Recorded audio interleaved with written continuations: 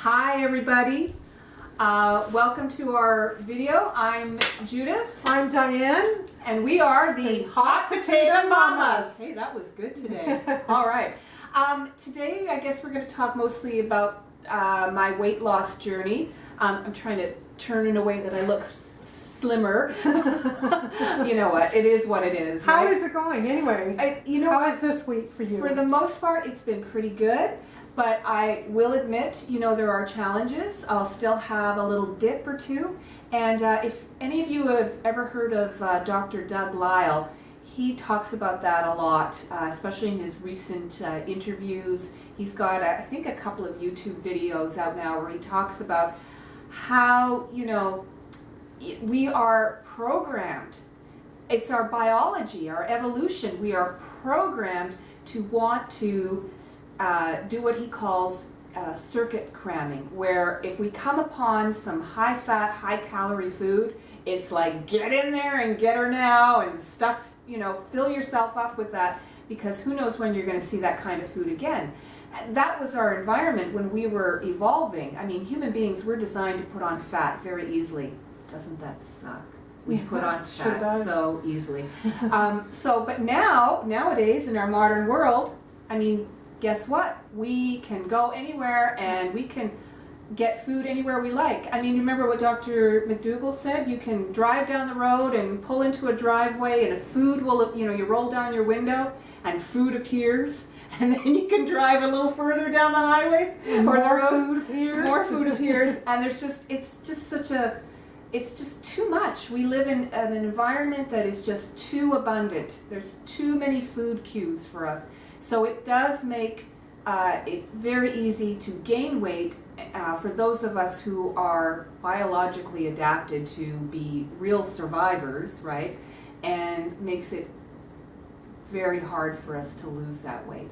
But I'm working at it, and I'm right now this week, first week I lost 3 pounds. This week I lost 0.2 of a pound. I don't know if I can count that. Maybe it's water weight.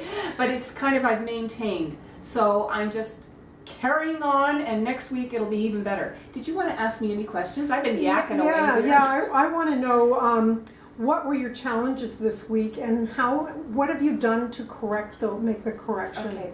My challenges this week are usually night eating. So after I've had my dinner, it usually starts around 2 or 3 hours afterwards, and I think it's because that's when I like to watch TV. And I have a couple of TV shows that I love to watch. The only way I survive is if they're PVR'd, they're pre-recorded, so I can fast forward through all those television commercials that have all the close-ups of all the foods, yeah, right. Pizza and stuff like that. I'm like, oh my God. So that's my challenge, the night eating. And, it's like Doug Lisle says, if you get this craving, which is really what he calls a spontaneous recovery. So when you have this recovery or craving, he said, if you can distract yourself even for 10 minutes, usually the craving will pass. Oh, that's interesting. Yeah, so I'm trying to do that, and it's coming up with ways to distract myself. One thing that I'm starting to do now, and this is going to sound weird, but I'll pause the TV, I'll get up off of the couch, and I will march in place for a few minutes. Like I'll exercise for 5-10 minutes. Oh, that's a good idea. Yeah, and I find it exercise, everything, it's kind of like you start huffing and puffing, and then the thought of running out and getting, some coconut milk-based ice cream just flies away for some reason. Now, I used to be a total fan of Tony Robbins, and he would recommend, this would be 20 years ago, I love the guy, he would recommend that you write down all the reasons that you want to do this and what will happen to you if you do it, and write down all the reasons if you don't do it, what will happen to you. Yeah. And then when you're having one of those weak moments, get out your list, keep it in your back pocket and get it out, and remind yourself how important this is to you. And for me, that really helped. Really helped. So like, I'm curious, like, what were some of the things that you had on your list? On my list? Yeah. Well, I think I was 53 pounds. I've lost 53 pounds.